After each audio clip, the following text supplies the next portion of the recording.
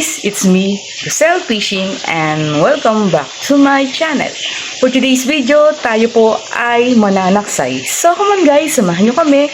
Let's go!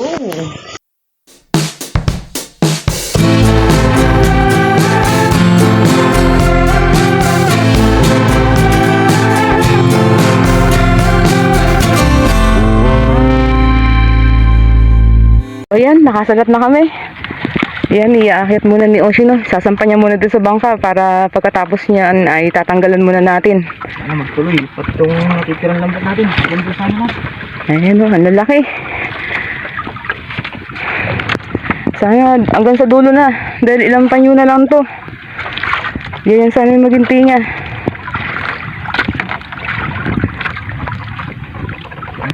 Tanggalan muna natin. Ayan, tanggalan muna natin. Ayan, nabuhay na buhay. Ayan pa. So, mamaya na mga idol. Alright yan mga idol. Tapos na natin hinihila yung ating unang area. Tangali na tayo ng area dahil nagpaikot-ikot tayo. Kakahanap itong isdang malamay na to. Hanggang sa may matagpuan na tayong may magandang tinga. Ayan si Idol Jorel. Yan yung crew ng Bangkang Sheila. Thank you. Thank you sa iyo, Idol. Ayan o. Isang tambor din. Nakaisang tambor din tayo. So hindi na namin na-videoan yung mga sumunod na hila namin mga idol dahil putol-putol yung tinga natin, hindi diretso. Busy na tayo sa panananggal. So ayan, thanks God on. Malinaw na huli yan. Sigurado na. Sigurado na. Kahapon na diretsyang wala tayong pinahilo dahil hindi tayo naka-area. Kung nakarin tayo kahapon at nakameron din. Ano?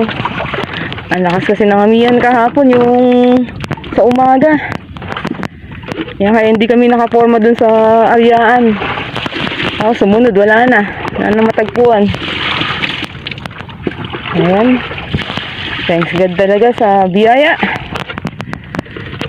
Thanks Papa G.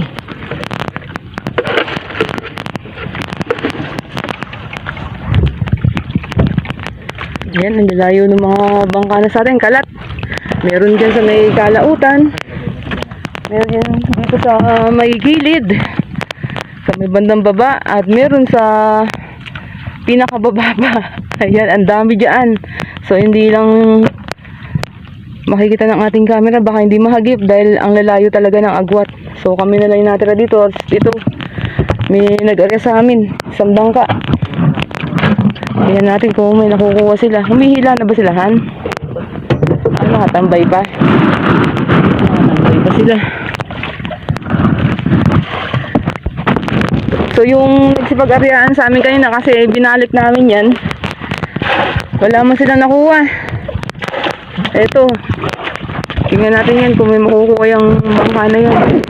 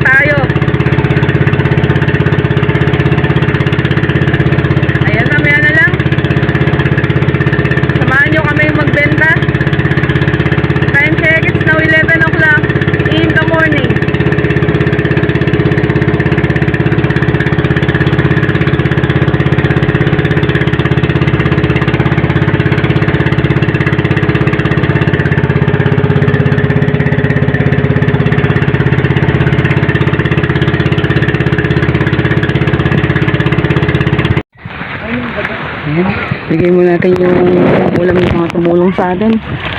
At ito yung ating dadalhin sa konsignasyon. Yan o. Ayun pa Hano, meron pa doon Hano.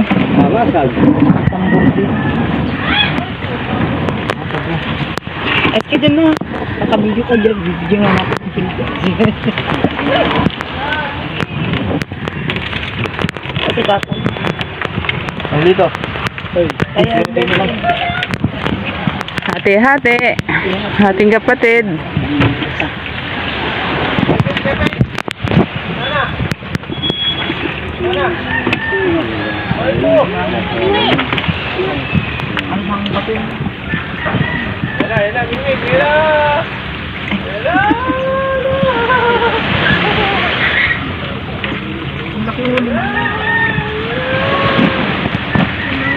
Original alimaw.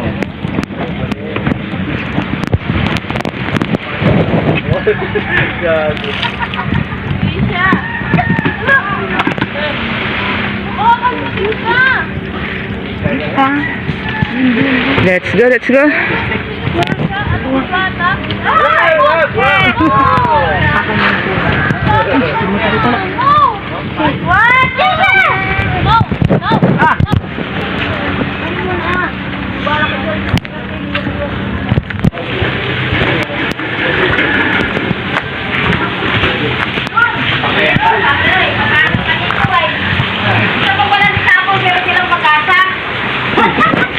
Pag-asa pa. Lalaki. Mas yung ayuda natin, nabasa niyo. Hindi pa. Saan kaya? Dyan sa Christina, tsaka 125, hindi pa kayo tumao. Anong oras ka tayo? Alauna. Alauna ba? Alauna na alas ito. Ayun, wala. Hindi pa kayo tumao. Ay, kami pa pala sa Rande. Oo, kamusta ka si Leone? Yun. Ilan? Ayan. 24. Langanin niya. 23 na lang. 23. Alauna daw, te? Oo, nakapin. Kami din. Thank you. Thank you din. So ito mga idol yung ating kinita sa araw na to. Ayan. Very grateful and thankful sa blessings na binigay sa atin. So ito po mga idol yung ganap naman namin pagdating dito sa bahay habang nagpapantok. Ito yung ginagawa ni Oshino. Ayan, nagbago siya ng lambat panaksay. Binago niya lahat yan. At ginagawa niya ngayon ay maglalagay siya ngayon ng sitsitan o yung lubid na maliit na ilalagay doon sa pinakagilid ng lambat. Ayan, ang purpose po niyan ay para tumibay. Ayan, hindi siya basta-basta masisira. Tulad po nito. Ayan, ganyan po yung ginagawa. Ang gagawin niya.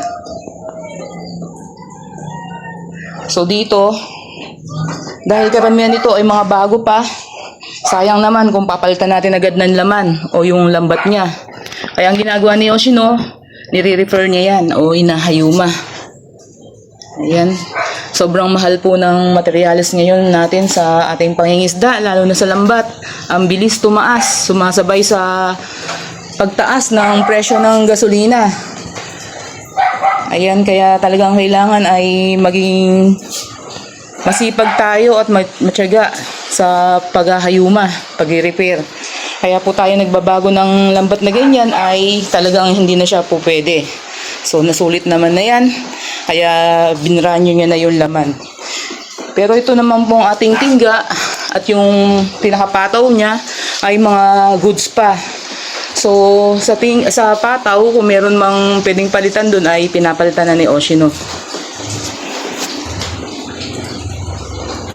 Ayan, kaya hindi lang po sa pangingisda natatapos yung ating gawain.